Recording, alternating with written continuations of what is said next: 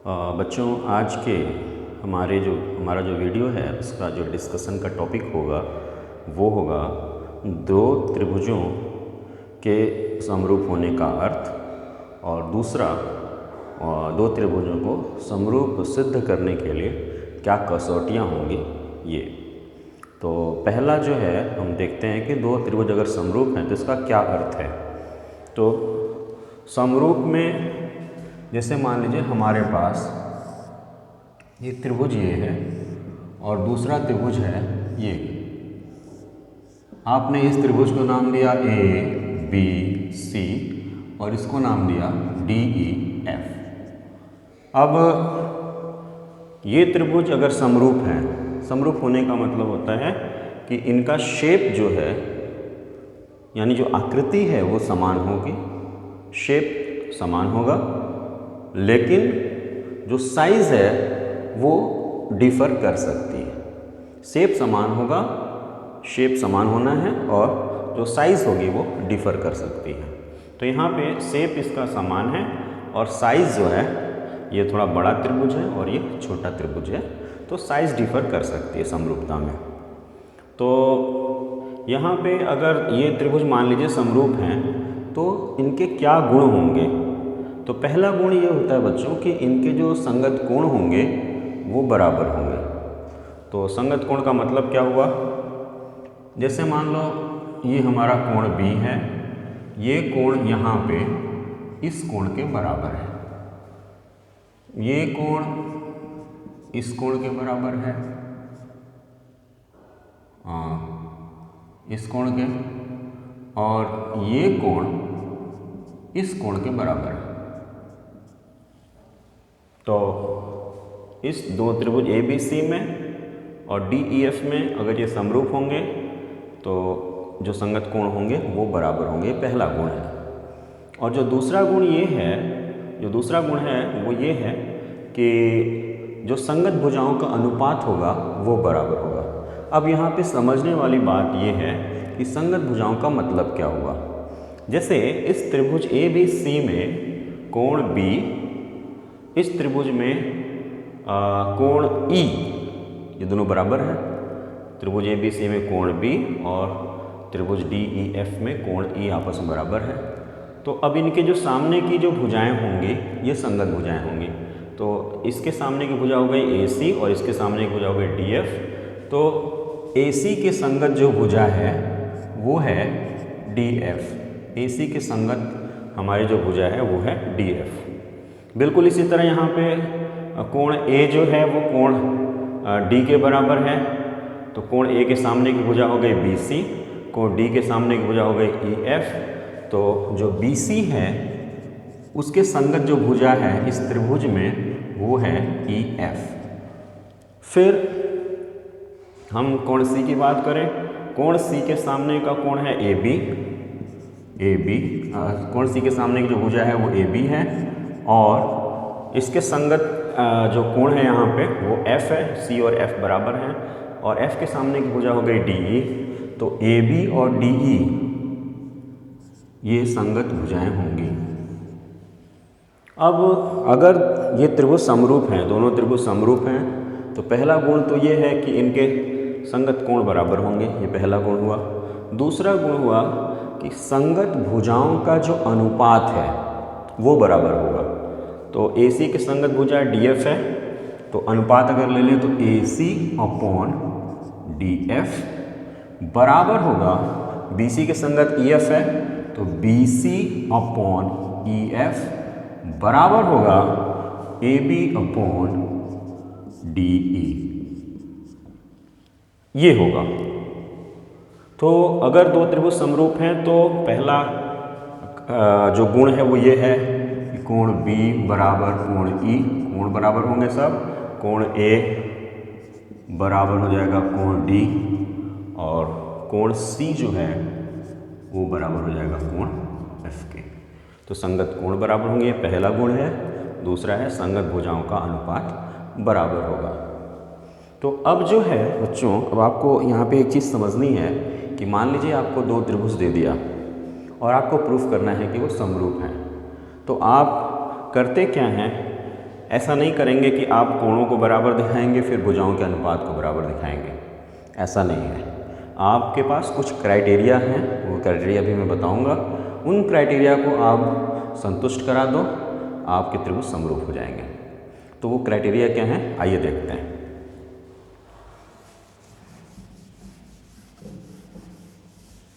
पहली criteria, first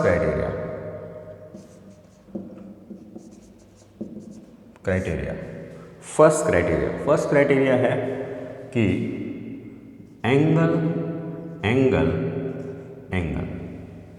या कभी कभी इसको एंगल भी बोला जाता है, ए क्राइटेरिया या ए क्राइटेरिया। तो ये ए क्राइटेरिया या ए क्राइटेरिया क्या है कि अगर आप दो त्रिभुज अगर आपके पास हैं, आपने दो त्रिभुजों के सभी कोणों को बराबर दिखा दिया, सभी संगत कोणों को बराबर दिखा दिया, तो आपका जो त्रिभुज है या आपके जो दो त्रिभुज आपको पता है वो समरूप होंगे। यानी सिर्फ आपको कोणों को बराबर दिखा देना है, सभी संगत कोणों को बराबर दिखा देना है, तो त्रिभुज आपके समरूप हो जाएंगे। आपको भुजाओं का अनुपात बराबर दिखाने की ज़रूरत नहीं है। तो ये क्राइटेरिया कहलाती है ए क्राइटेरिया या ए क्राइटेरिया। एक्चुअली होता क्या है कि यहाँ पे तीनों कोणों को बराबर दिखाने के बजाय अगर हम सिर्फ दो कोण बराबर दिखा दें तो तीसरा कोण अपने आप बराबर हो जाएगा, क्योंकि तीनों कोणों का योग जो होता है वो 180 होता है। तो आप दो को बराबर दिखा दीजिए, तीसरा अपने आप बराबर हो जाएगा।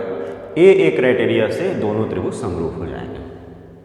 तो ये था ए क्राइटेरिया या ए क्राइटेरिया।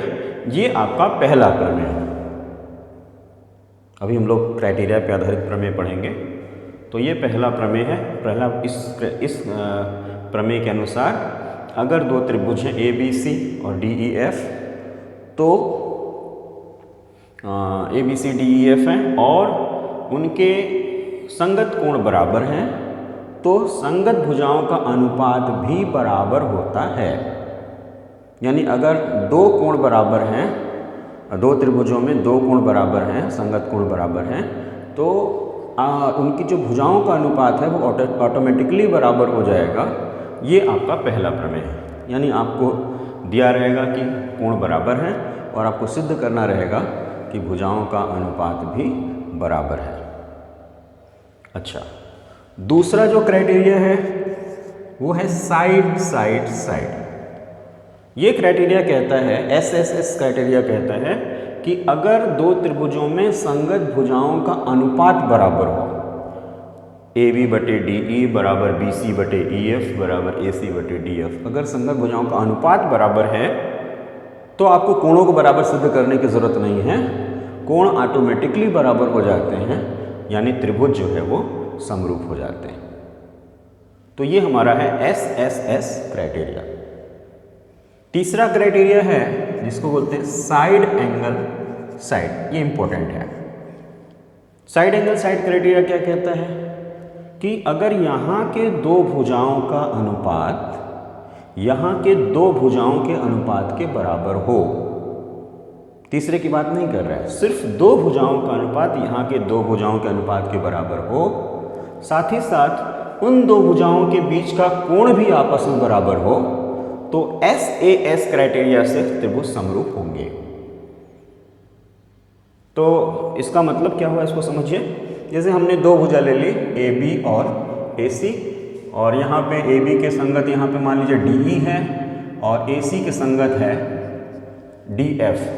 तो मान लीजिए कि AB बटे DE बराबर हो जाए AC बटे DF के, यानी दो भुजाओं का अनुपात बराबर हो जाए, ये बटे ये बराबर ये बटे ये बराबर हो जाए। साथ ही साथ इन दोनों भुजाओं के बीच का कोण, यानी ये वाला जो कोण है, इन दोनों भुजाओं के बीच का कोण यानी ये वाला जो कोण है, यानी कोण A बराबर हो जाए कोण D के। अगर ऐसा है तो हम बोलेंगे ये त्रिभुज समरूप हैं, किस क्राइटेरिया से, SAS क्राइटेरिया से। तो ये हमारे पास तीन क्राइटेरिया हैं, इस पे आधारित तीन प्रमेय हैं हमारे पास। उनको हम लोग सिद्ध करेंगे। तो सबसे पहले हम लोग ए क्राइटेरिया जो है इसको हम लोग प्रूफ करने जा रहे हैं। तो देखिए इसको कैसे हम प्रूफ करेंगे।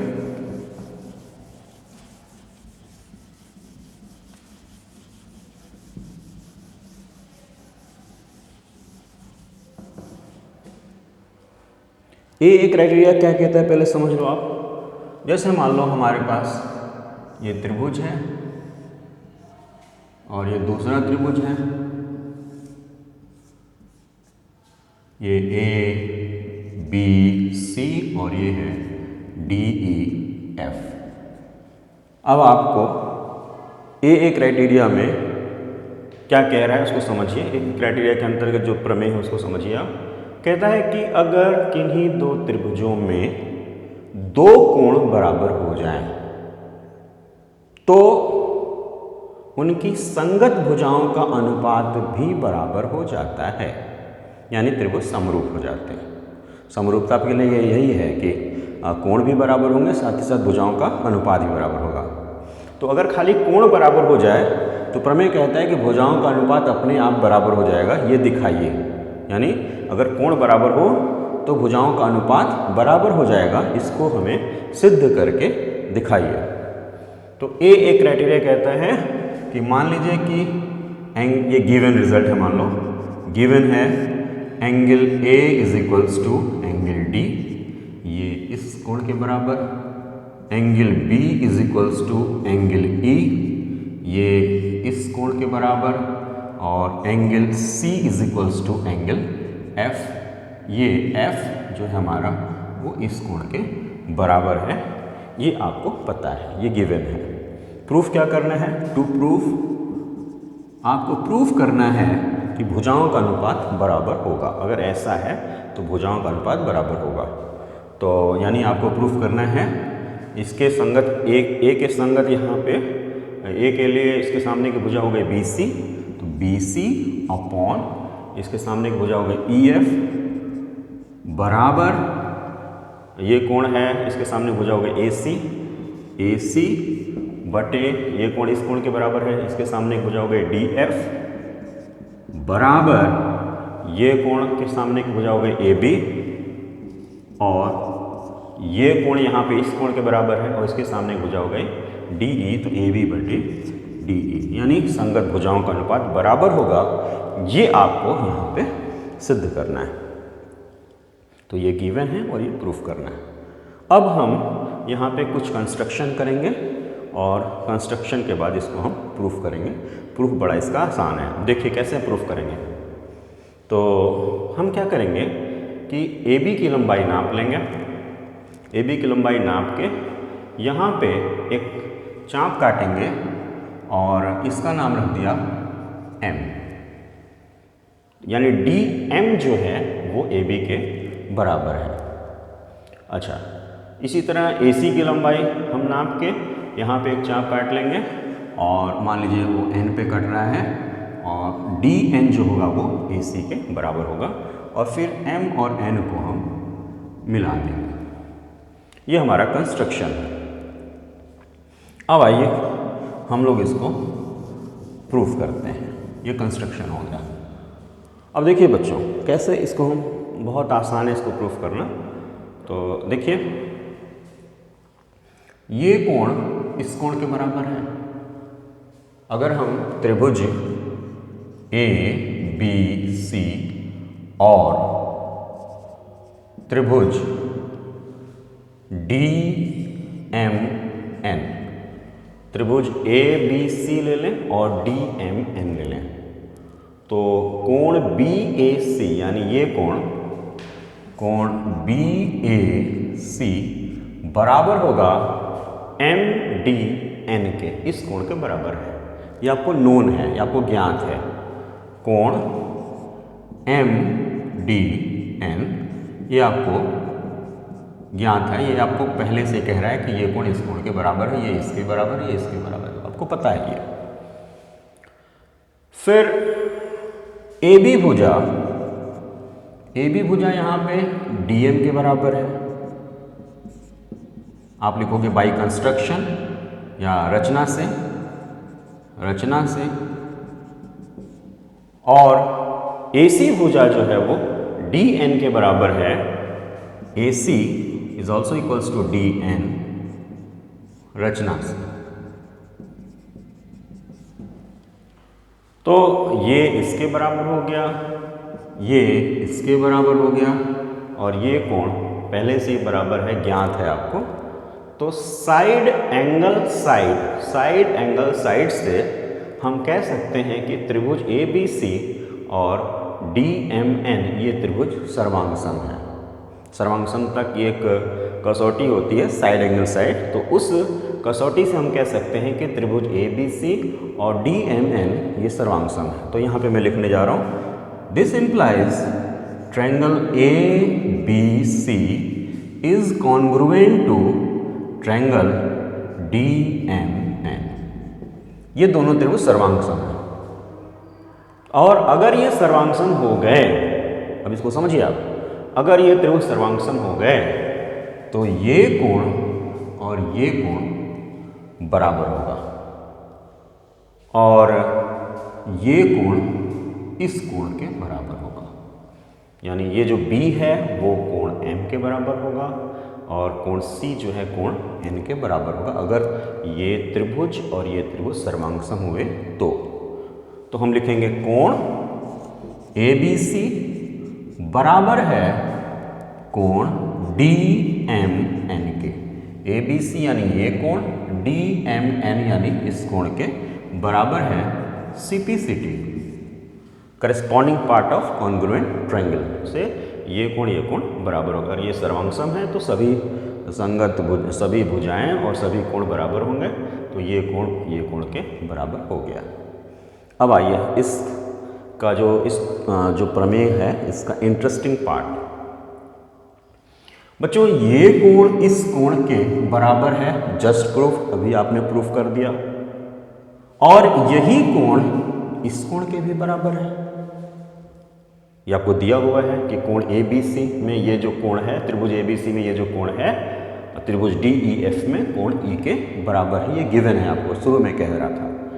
तो कोण B कोण E के बराबर है, और कोण B जो है वो कोण M के बराबर है। यानी कोण ABC बराबर हुआ कोण DMN के, जस्ट प्रूफ, अभी आपने जस्ट प्रूफ किया हुआ है, और कोण ABC ही बराबर होगा कोण DEF के।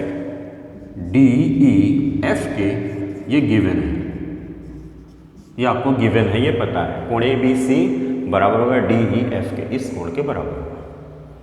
तो अब जो निष्कर्ष यहाँ से निकल के सामने आ रहा है उस पर ध्यान दीजिए।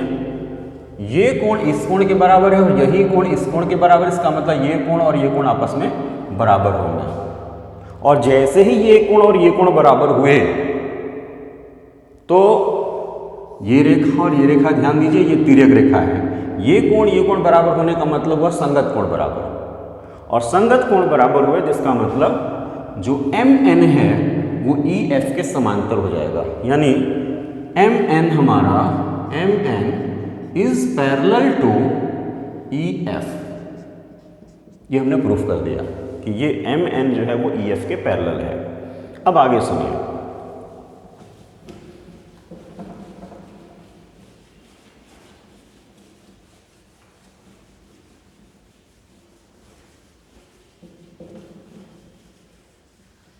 MN हमारा EF के पैरेलल है। अब अगर MN EF के पैरेलल है, एक त्रिभुज है, उसमें एक रेखा जो है किसी भुजा के समांतर हो गई, तो यहाँ पे अब थेल्स थ्योरम लगाया जा सकता है। तो अगर थेल्स थ्योरम यहाँ पे लगाएं, ये भुजा इसके समांतर है, तो थेल्स थ्योरम अगर लगाएं तो DM अपॉन ME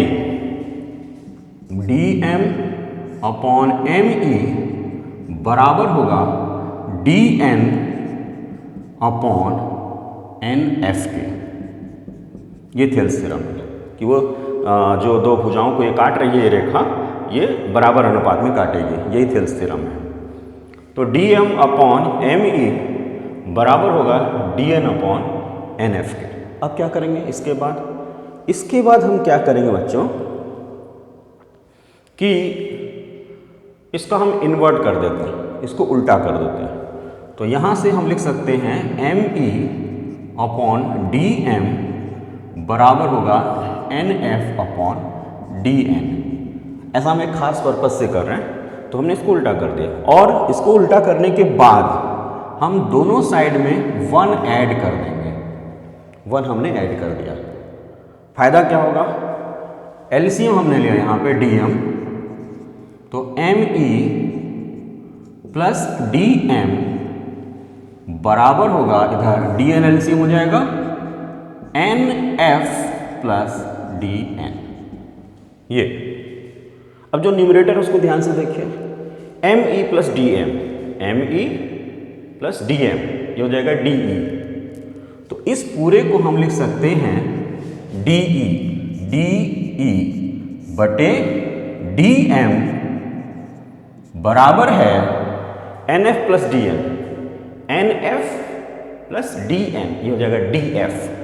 तो df बटे dn, यानी आपने प्रूफ कर दिया कि de बटे dm बराबर है df बटे dn। ये आपने प्रूफ कर दिया। अब आगे सुनिए, जो dm है वो ab के बराबर है बाय कंस्ट्रक्शन। dm जो है वो ab के बराबर है और जो dn है वो ac के बराबर है। तो at the place of dm we can write ab and at the place of dn we can write ac। तो dm की जगह हम लिखने जा रहे हैं ab। तो de अपॉन ab बराबर हो गया df अपॉन dn को हम लिख सकते हैं ac। अब इसका इन्वर्ट कर दें तो क्या मिलेगा देख लीजिए आप, इसको इन्वर्ट कर दें यानी ab बटे de बराबर हो गया ac बटे df। ab बटे de बराबर हो गया ac बटे df। तो हमने एक पार्ट तो इस थ्योरम का सिद्ध कर दिया। हमें दिखाना था कि संगत भुजाओं का अनुपात बराबर होता है, तो दो भुजाओं का अनुपात तो हमने बराबर दिखा दिया। इसमें AB, इसमें DE का अनुपात और इसमें AC और इसमें DF का अनुपात बराबर हमने दिखा दिया यहाँ पे।